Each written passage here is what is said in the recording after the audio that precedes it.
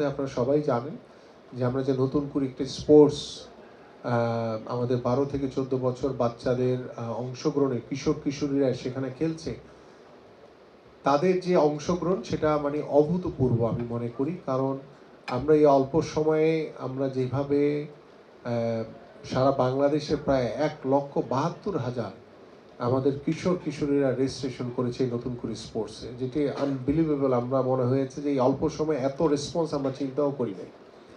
এবং সেখানে আমাদের প্রায় 50,000-এর উপরে কিশোরীরা রয়েছে, মেয়েরা রয়েছে। এটি আরও অনেক বেশি ইন্সপায়ার করেছে আমাদেরকে। তা আমরা যখন দেখেছি যে 12 থেকে 14 বছরের বাচ্চারা মাঠে খেলছে, ছেলেরা, একটু আগে আমি আসলাম মোহাম্মদপুর মাঠ থেকে, ফিজিক্যাল মাঠ থেকে, এক পাশে ছেলেরা ক্রিকেট খেলছে 14 বছর বয়সী, 12 থেকে 14 বছর, আরেক পাশে মেয়েরা ক্রিকেট খেলছে 12 থেকে 14 বছর। এই ধরনের দৃশ্য আসলে বাংলাদেশের প্রেক্ষাপটে আমি আমার জন্মের পরেই প্রথম দেখেছি। সো আমার কাছে মনে হয় যে এখান থেকে আমাদের অনেক কিছু শেখার আছে, অনেক কিছু বুঝার আছে, অনেক কিছু উপলব্ধি করার আছে। তো সেই জায়গা থেকে আমার কাছে মনে হয় যে আমাদের মাননীয় প্রধানমন্ত্রী তিনি আগামীর বাংলাদেশে খেলাধুলাকে এতটাই গুরুত্ব দিচ্ছেন, সেটা বহিঃপ্রকাশ ইতিমধ্যে কিন্তু আপনারা এদেশের মানুষ সেটা কিন্তু দৃশ্যমান দেখেছে। তো সেই জায়গা থেকে আমার মনে হয় যে আমরা সেই মাননীয় প্রধানমন্ত্রীর সেই স্পোর্টস যে চিন্তাধারা রয়েছে, সেই চিন্তাধারাকে কাজে লাগিয়ে আমরা আমাদের এই ক্লাব, এবং শুধু আমার ধানমন্ডি স্পোর্টস ক্লাব না, ইতিমধ্যে আমি বেশ কিছুদিন আগে আমি আবানি ক্লাবেও গিয়েছি এবং তাদেরকে গিয়েও বলেছি যে আমরা রাজনৈতিক ঊর্ধ্বে গিয়ে ক্লাবগুলোকে আমরা নতুনভাবে ঢেলে সাজাতে চাই। সেখানে কোনো দলের লোক না, যারা এলাকায় বসবাস করে, যারা অ্যাজ এ স্পোর্টস মানে ক্রীড়া সংগঠক হিসেবে নিজেদেরকে মানে সাথে রাখতে চায়, কাজ করতে চায় স্পোর্টসের জন্য, সেই মানুষগুলোকে আমরা একত্রিত করে আমরা সবাই যদি সবার দায়িত্বটুকু বুঝে নিই, তাহলে কিন্তু আসলে ক্লাবগুলো সুন্দরভাবে পরিচালিত হতে পারে। তো এই জায়গায় আমার কাছে মনে হয় যে ইস্তেক ভাই সহ এখানে আপনারা যারাই উপস্থিত রয়েছেন, আমরা এই ক্লাবটাকে নতুনভাবে ঢেলে সাজাতে চাই। তো এই জায়গা থেকে আমার স্পোর্টস মিনিস্ট্রি থেকে আমার সর্বাত্মক সহযোগিতা থাকবে ইনশাল্লাহ।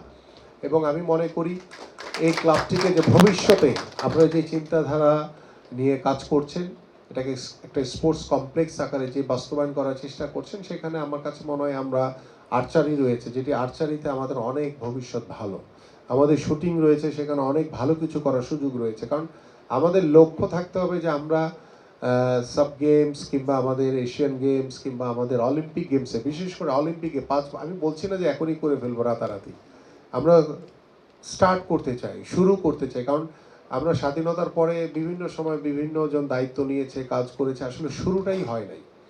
যে শুরুটা আমাদের মাননীয় প্রধানমন্ত্রী করেছেন, যে নতুন করে স্পোর্টসের মাধ্যমে বাংলাদেশের তৃণমূলে ছড়িয়ে ছিটিয়ে থাকা যে প্রতিভাবান খেলোয়াড়দেরকে অন্বেষণের মাধ্যমে আমরা তাদেরকে বিকেএসপিতে আমরা যেভাবে সরকারি খরচে তাদের পড়াশোনা এবং খেলাধুলার দায়িত্বভার গ্রহণ করব, এই শুরুটা আমাদের দরকার। তো সেই শুরুর সাথে আমি মনে করি যে ধানমন্ডি স্পোর্টস ক্লাবও অনেক বড় ভূমিকা রাখতে পারবে। এই জায়গাতে আমার যেটা পরামর্শ যে আমরা এই কমপ্লেক্সটিকে আরও সুন্দরভাবে গুছিয়ে আরও কীভাবে, যেমন সুইমিংয়ের দেখলাম যে খুব ভালো লেগেছে, আমাদের শুটিং, আর্চারি, এই স্পোর্টসগুলোর একটু স্পেস আমাদের মনে হয় দরকার, এবং একটা ইনডোর ফ্যাসিলিটি সম্পন্ন একটা স্পেস দরকার, যেখানে আমরা table tennis, badminton, handball, basketball যেটা আমাদের আছে, স্কোয়াশ, এই ধরনের খেলাগুলোকে কিন্তু আমরা যদি উদ্বুদ্ধ করতে পারি, তাহলে কিন্তু টোটাল একটা স্পোর্টসের জন্য আমাদের একটা বড় বিশাল একটা ভূমিকা থাকবে। সো এই জায়গা থেকে আমাদের সরকারের পক্ষ থেকে সার্বিকভাবে সহযোগিতা থাকবে ইনশাল্লাহ। পাশাপাশি এইটা আমার কাছে মনে হয় যে আমরা খুব দ্রুতই আপনার এই প্রজেক্টটি রেডি করে আপনারা কাজ শুরু করতে পারেন। সেই কাজ শুরু করার জন্য আমাদের পক্ষ থেকে যেই ধরনের সহযোগিতা দরকার সেটুকু আমি অবশ্যই করব।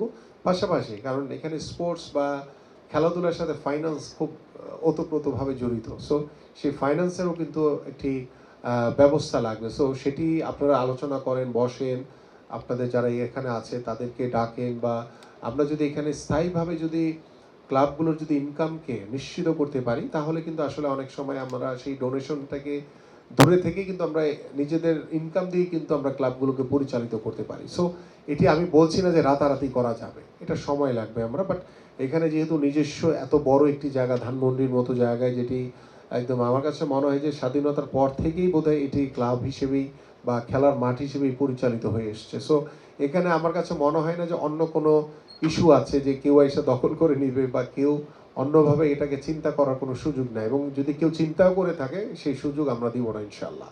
এবং আমরা চাই যে ক্লাব মাঠ, আমাদের মাননীয় প্রধানমন্ত্রীর যে চিন্তাধারা, যে বিগত সময়ে আমরা দেখেছি যে যেখানেই খালি জায়গা ছিল সেখানে স্থাপনা তৈরি হয়েছে দখল করে বিভিন্নভাবে, বাট আমাদের মাননীয় প্রধানমন্ত্রী বারবার, বিশেষ করে আমাকে দেখা মাত্রই তিনি বলেন যে তোমার মাঠের খবর কি, কোথায় মাঠ টাট পেলা তুমি।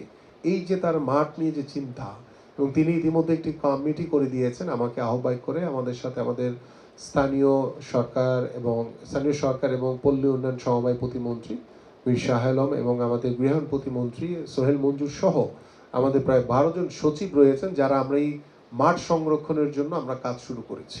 আমরা ঢাকা শহর সহ বিভিন্ন স্থানে যেই জায়গায় আমরা খালি জায়গা পাচ্ছি সেই জায়গাগুলোকে, বা যেগুলো মাঠ হিসেবে ইতিমধ্যে বিগত সময়ে ব্যবহৃত হয়েছে, সেই মাঠগুলোকে সংরক্ষণ করে কিভাবে আমরা খেলার উপযোগী তৈরি করতে পারি মাঠের জন্য। এবং আমাদের ওপেন থাকবে সব মাঠ, যে বাউন্ডারি করে বা সব মাঠ মানি যে স্টেডিয়াম বা গ্যালারি করতে হবে, নট নেসেসারি।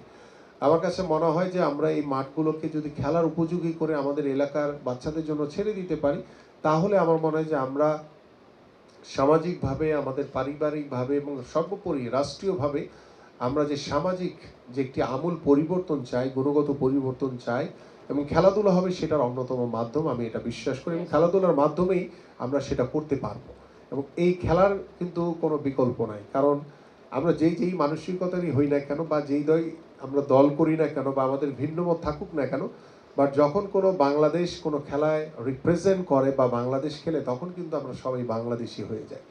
সেই বাংলাদেশি ভাবটাকে, বা আমাদের বাংলাদেশের যে দেশপ্রেমে উদ্বুদ্ধ হয়ে আমাদের সেই জায়গাটি আমাদের কাজে লাগানো উচিত বলে আমি মনে করি। দল মত নির্বিশেষে সকল খেলোয়াড়দের সমন্বয়ে ক্লাবগুলো পরিচালিত হবে, ক্রীড়া সংগঠকদের মাধ্যমে এগুলো পরিচালিত হবে। বাট আমাদের বিগত 17 বছরের ঐতিহাসিক যে দুঃশাসন, সেই দুঃশাসনের ভিতরে আসলে ক্লাবগুলো বাদ পড়েনি, এবং আমরা যেটা দেখেছি যে ক্লাবগুলোকে দলীয়করণ করে রাজনীতিকরণের মাধ্যমে ক্লাবগুলোকে একটি পক্ষ বানিয়ে ফেলেছে।